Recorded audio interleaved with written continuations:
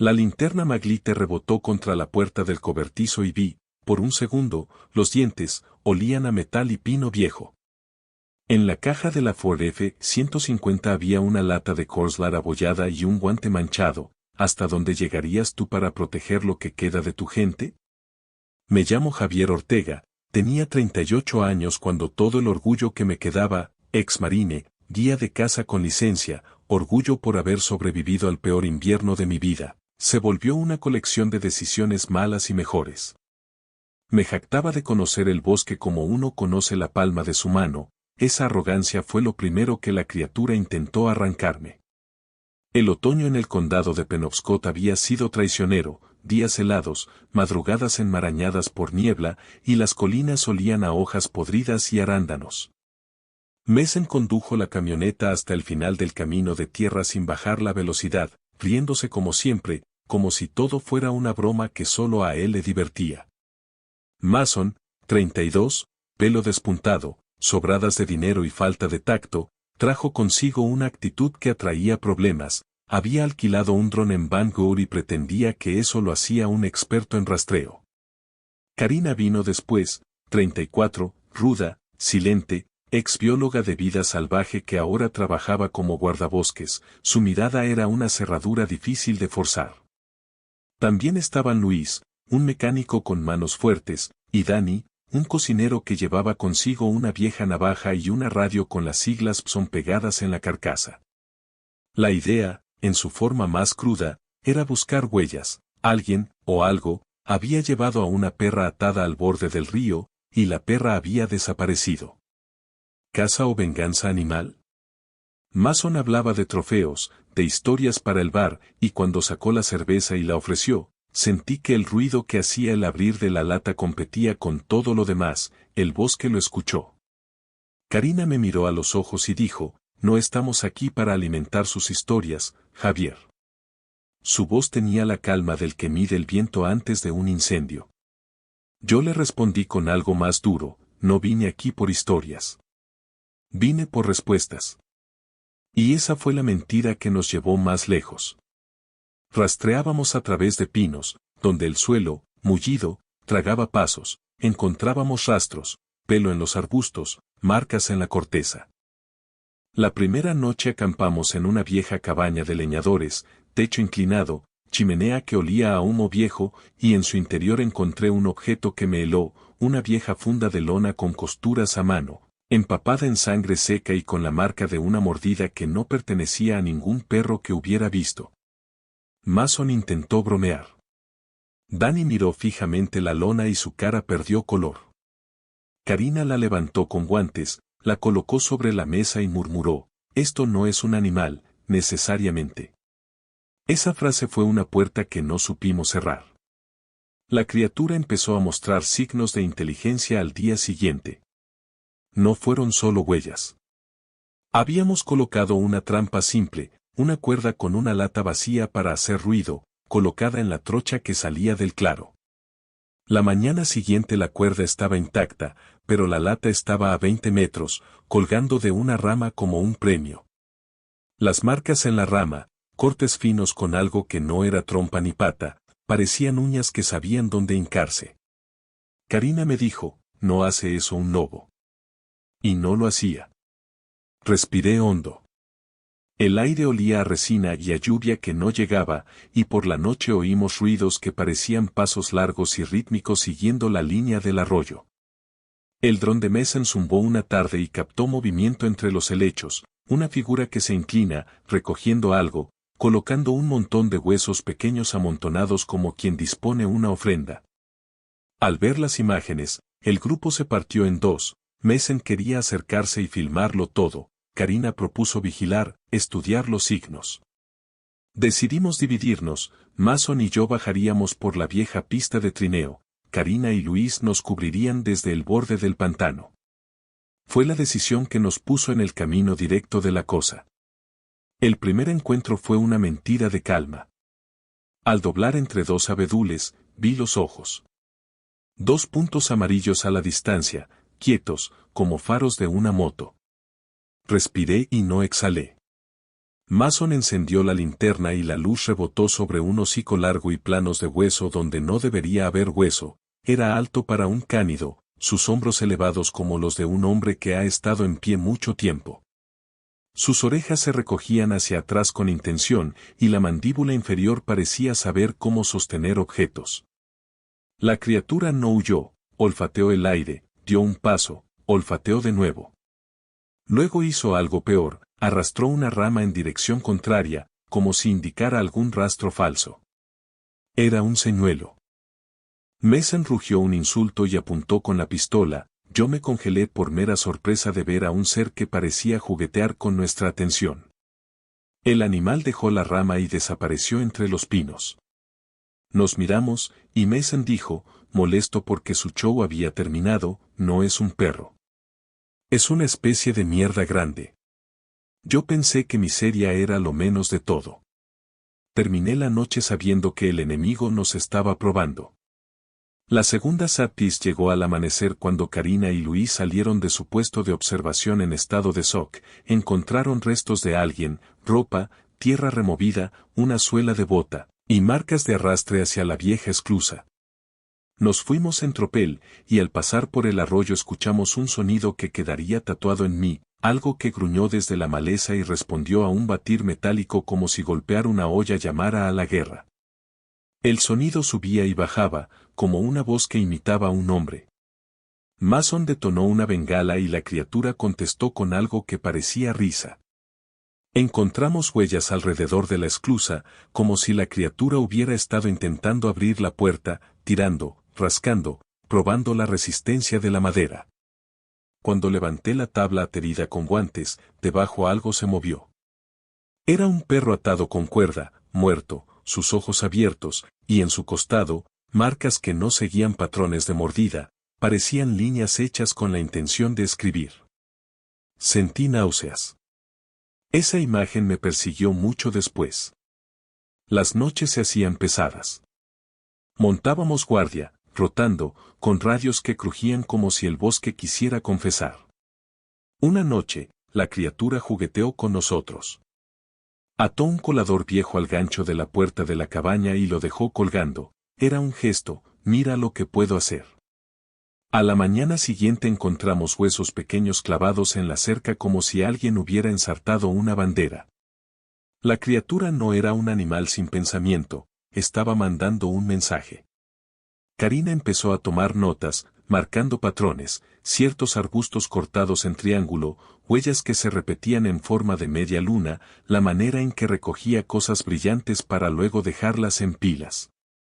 Me recordó a un niño que juega con piezas de un rompecabezas que no entiende.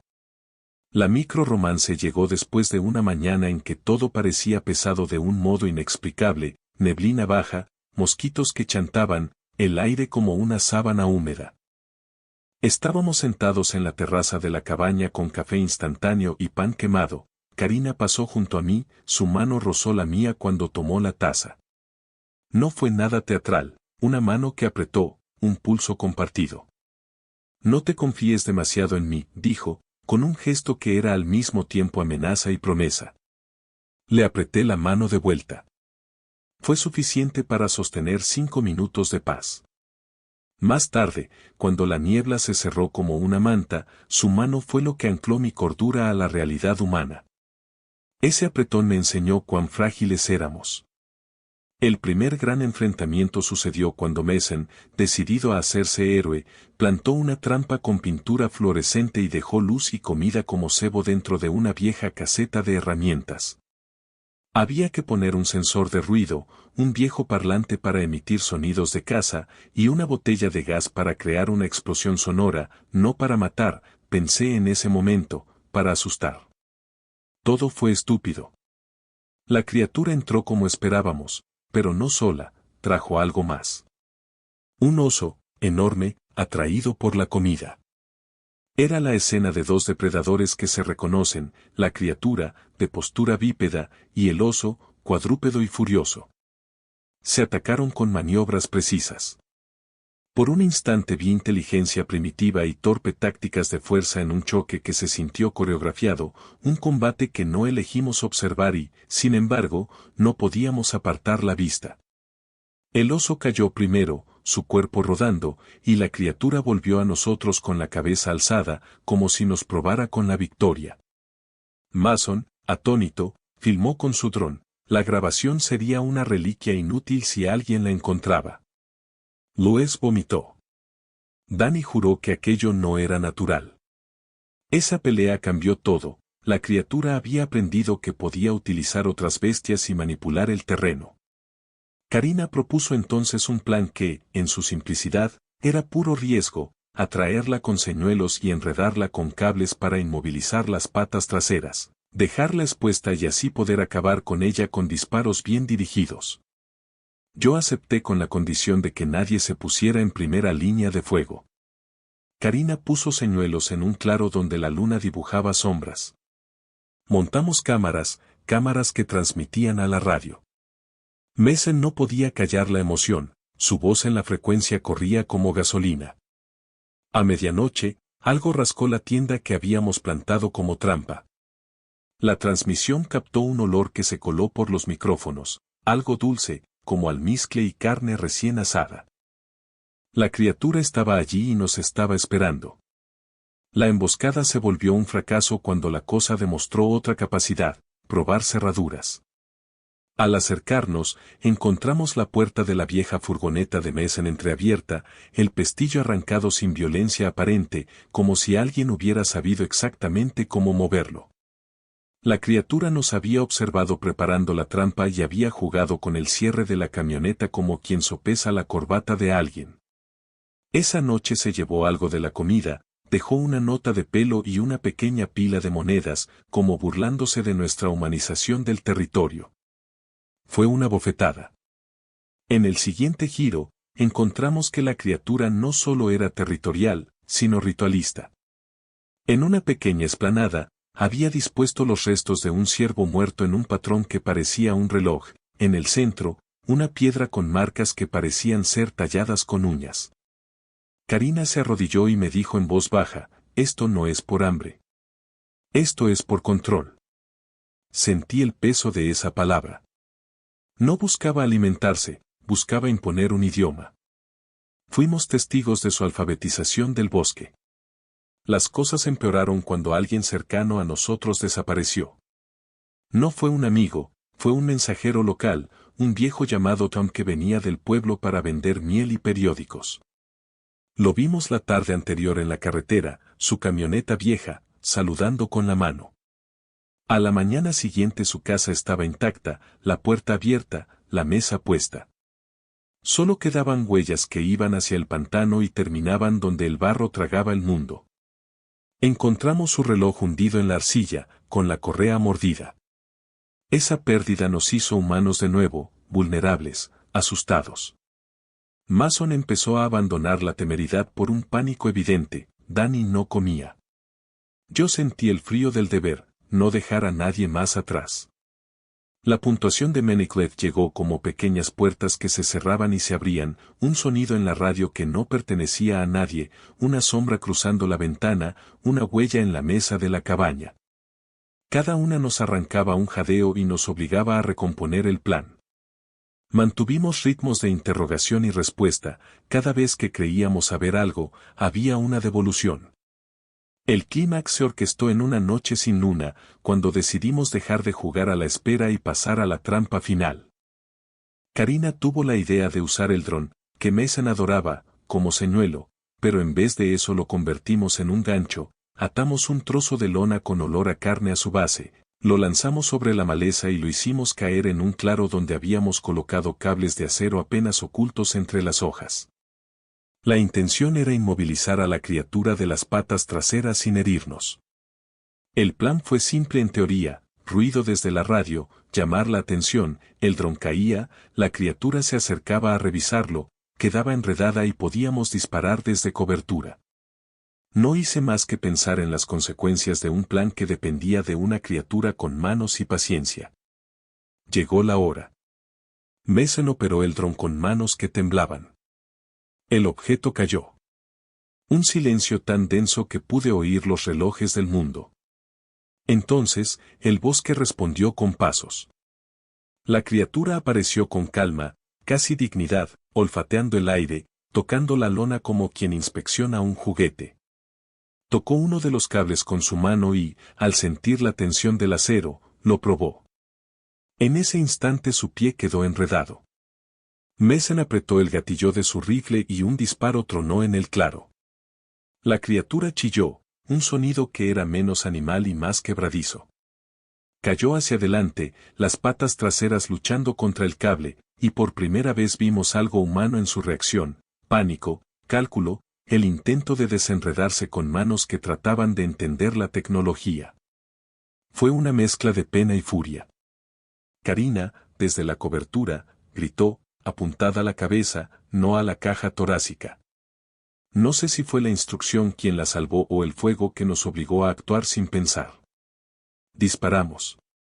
La imagen final del combate fue una lluvia de sombras y barro. La criatura cayó y se movió una última vez, con la boca goteando saliva pútrida y una especie de lengua que parecía calibrar el dolor. Mason, deseoso de certificar su triunfo, se acercó con la linterna encendida. Yo vi la mandíbula abrirse una vez más, y por un segundo la criatura me devolvió la mirada, ojos negros, demasiado conscientes, y la sensación de que estábamos matando algo que era, a su manera, inteligente. Las últimas convulsiones me sonaron a una plegaria rota. Karina se acercó con cuidado y, en su rostro, había menos victoria que alivio frío. Habíamos logrado lo que vinimos a hacer y, sin embargo, la victoria olía como un montón de piezas dislocadas. La aftermath fue una mezcla de sangre y texto. Llamamos al sheriff con voces que no sabían medir la verdad. Mason filmó, Danny grabó audio, Luis cerró el perímetro. El sheriff llegó al amanecer con cara de quien ha leído demasiadas historias y no cree en ninguna, hizo preguntas con una voz que parecía mecanizada. Le diré a la patrulla que fue un oso, dijo, sin mirar el cuerpo que nadie quiso mostrar. Karina habló con una calma glacial que ocultaba el temblor. Si cuentas esto tal cual, será peor, murmuró en mi oído cuando el sheriff se fue. Dijo que algunos archivos debían quedar cerrados, que era mejor informar de un ataque de fauna habitual. Mason, aún temblando, dejó su cámara en la mesa y nadie la tocó. La posibilidad de que las imágenes salieran a la luz colgaba entre nosotros como una deuda. Hicimos lo que pudimos para limpiar, quemamos lo que era inservible, enterramos lo que no podíamos cargar, tapeamos las huellas con tierra removida y, en la radio, alguien del condado cerró la conversación con un movilidad normal en la zona, regresen a sus casas. Nadie hizo preguntas que no habíamos pedido. El sheriff dejó un archivo cerrado, un informe mínimo enviado al distrito, ataque por predador local, 2 muertos, investigación en curso. Eso fue todo.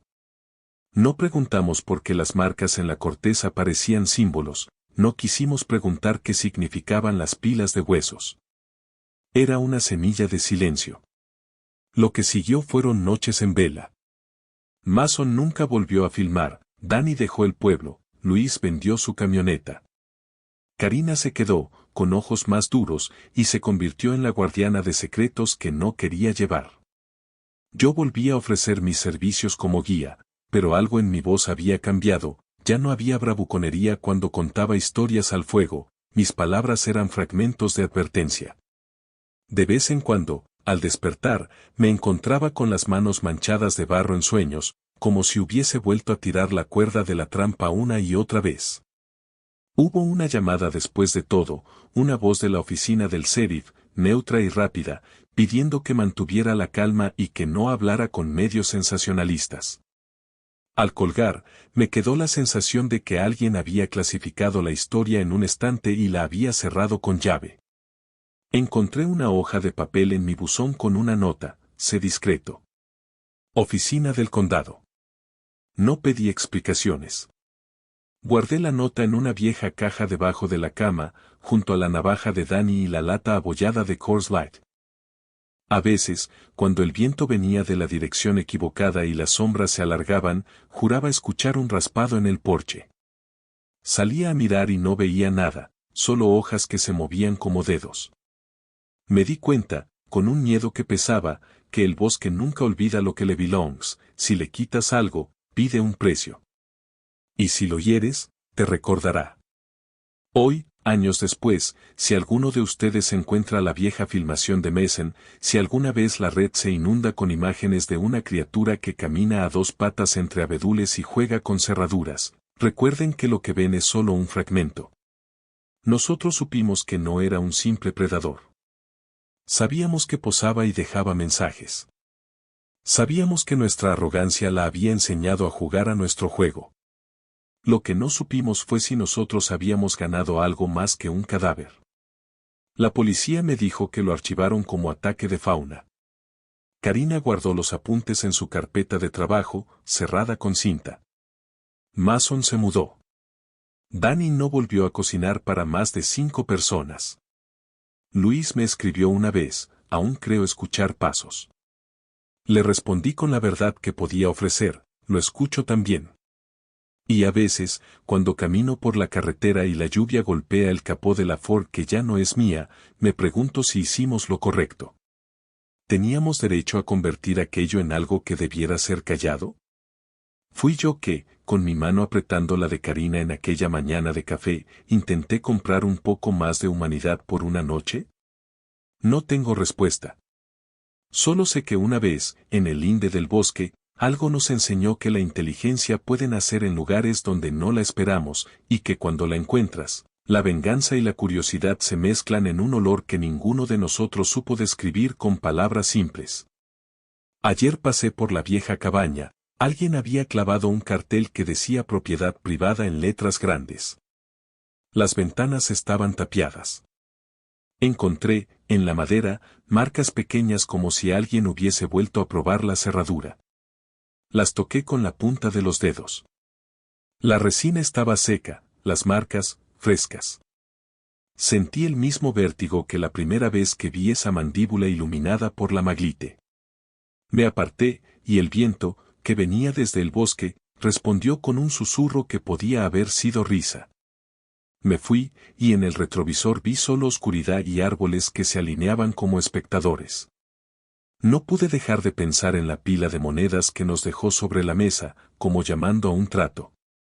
No sé si ese trato aún está activo. No sé si, en algún momento, pagaríamos por haber forzado su curiosidad.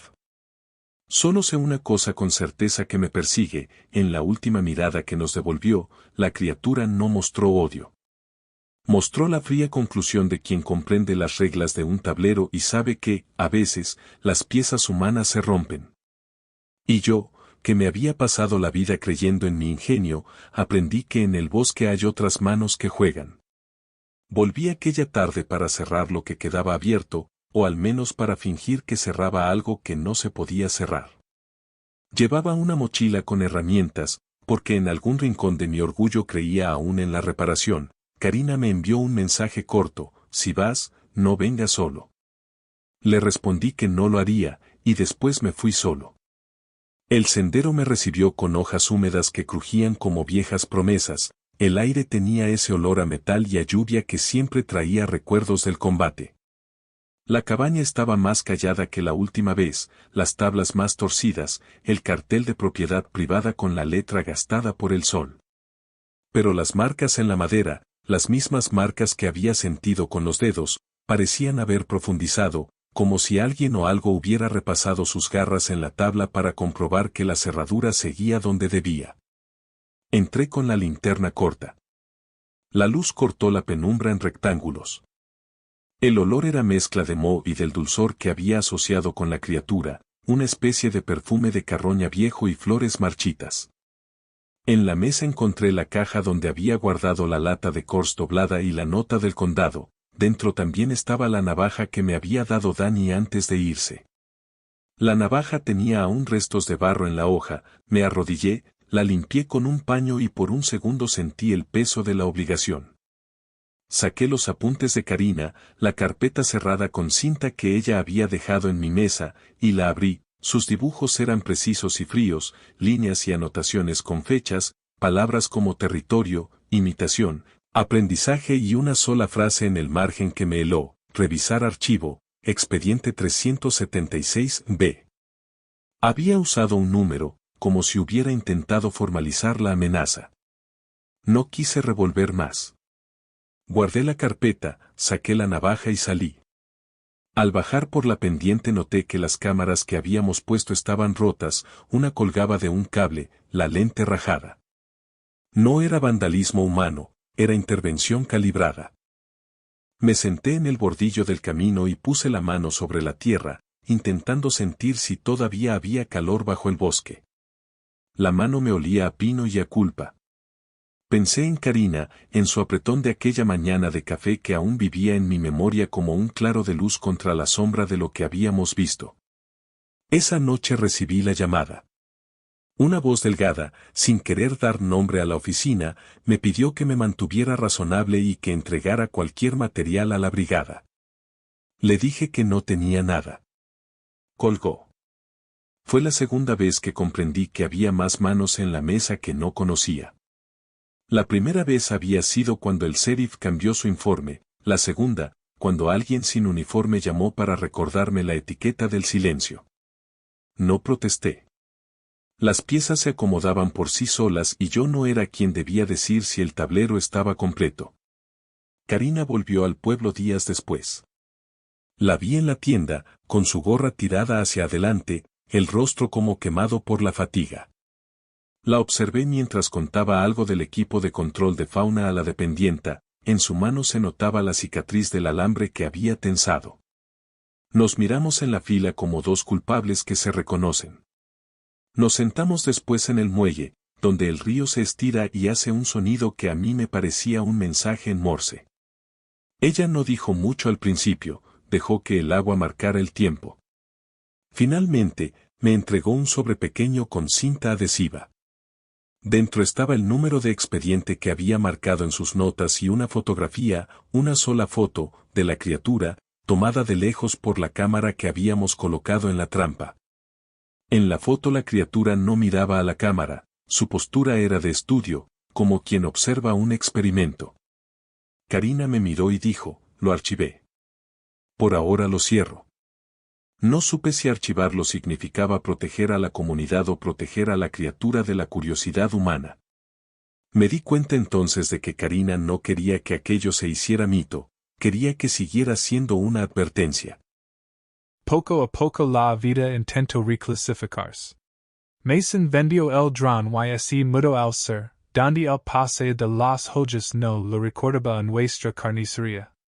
Danny abrió una pequeña cocina y nunca más fue tan generoso con las pridas. Su pulso había cambiado y su sonrisa se volvió menos fácil. Luis me mandó una foto de su nuevo taller, con herramientas limpias y sin manchas. Karina continuó en su puesto, con la carpeta 376B bajo lave en su despacho. Y yo, que había prometido nunca más ser el alarde de historias de bar.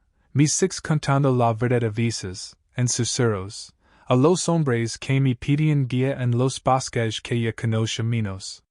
Pero la naturaleza del secreto no es un objeto que se guarda y se olvida, y es una presencia que reclama sus gritas.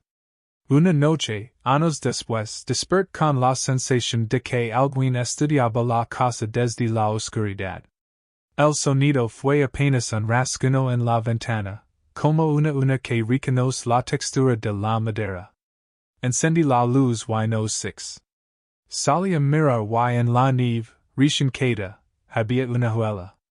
No era del tamaño de un hombre ni de un perro, era una juela amplia, con dedos largos y la curvatura de una mano que se apoyaba en el suelo para ponerse en pie. Alrededor de la juela, alguien había dejado un pequeño círculo de monedas, limpias, colocadas tal como la criatura lo había hecho en la mesa de la cabana. Me incline, recogí una moneda con guantes, y la marca en la moneda era un cerco firme, como un diente que había mordido para firmar un contrato. Lema Karina. No utilis el número directo. Preferí un mensaje que dijera. La abuela está cerca de mi casa. Ella respondió con rapidez. No vuelvas al bosque. Vengo. Lego en silencio, con la linterna apagada hasta que estacionó. Había una calma en su rostro que no era ausencia de miedo, sino su forma de contenerlo. Miremos las suelas juntas, en la noche, con la respiración condensándose en el aire como pequeños fantasmas. Karina dijo. No está muerta. No pregunt como lo sabía. La afirmación era clara como un disparo. No habíamos terminado. Al día siguiente, en el despacho de Karina, abrimos su carpeta 376b. Encontramos más que notas, informes celados, llamadas contestadas, un correo interno del condado que mencionaba. Intervención de emergencia, limitación de difusión. Y otro memo con la orden de destruir ciertos registros si la situación se tornaba comprometida para el orden público. En la esquina, una nota escrita a mano decía: Observéis, posible patrón de retorno estacional, mantener vigilancia discreta. La discreción era la red que nos contenía. Karina cerró la carpeta con fuerza, y con la llave apretada en el bolsillo me dijo: Nos pidieron que le diéramos a la gente una razón que puedan entender. Les dimos un oso. Pero sabemos la verdad. Me sentí más pequeño que nunca, porque la verdad no me liberaba, me hacía cómplice. Aun así, no podíamos vivir en un perfecto encierro de silencio. Except que la vida debía continuar con sus rituals pequeños, pagar facturas, reparar ventanas, llevar el perro al veterinario. Pero había cambios que ya no podía ignorar, cerraduras más pesadas, cámaras en ventanas, la forma en que cerraba la puerta con 3 vueltas. La paranoia no apareció de la nada, era un nuevo músculo que había que ejercitar. En las noches, escuchaba pasos que no coincidían con las mías.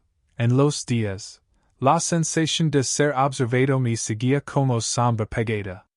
La última vez que Sixa Karina fue en el muelle, donde nos intercambiamos una promesa más allá de palabras. Ella me entregó la copia de la foto y me pidió que la guardara en un sitio seguro, no por lealtad a la criatura, sino por respeto a la verdad. Si algún día la gente necesita saber, que lo haga desde la claridad y no desde el pánico. Dijo. Asentí. Tomé la foto y la metí en la caja donde guardaba la lata abalada y la navaja. Sur la caja y la escondí en el fondo de un armario, bajo ropa que no usaba. Fue la forma más cobarde y la más humana de Decker. Yo también quiero olvidar. Los años me enseñaron que hay historias que solo se cierran por costumbre y otras que se mantienen abiertas por contratos tacitos entre quienes saben. A veces, en la madrugada, cuando todo el pueblo dormía, veía luces pequeñas a lo lejos en el bosque, como si alguien caminara con una lámpara. Podía ser un cazador legítimo, o solo la vida nocturna del lugar.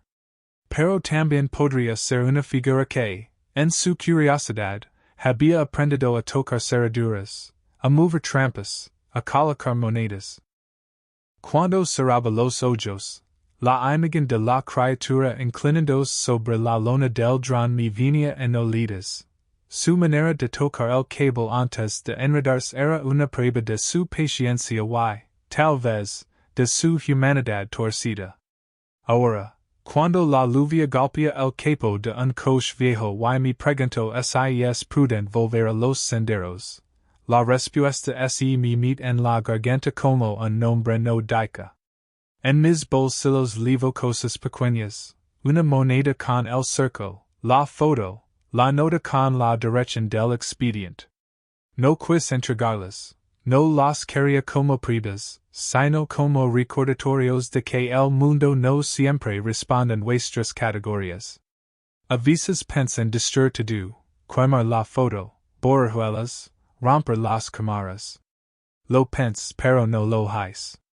Quizá por miedo, quizá por la absurda esperanza de que la memoria haga algo más que lastimar.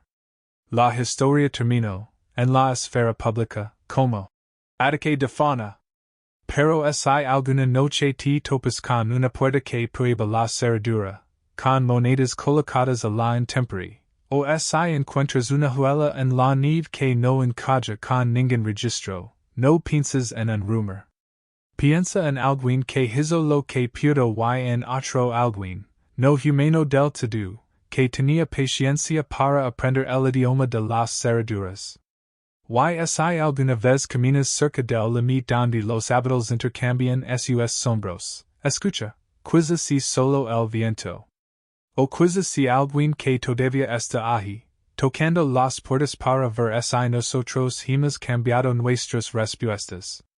Yo, cuando oigo ese toque, tiendo la mano hacia el bolsillo donde guarda la moneda y la siento fría, como una promesa rota, y camino más rápido.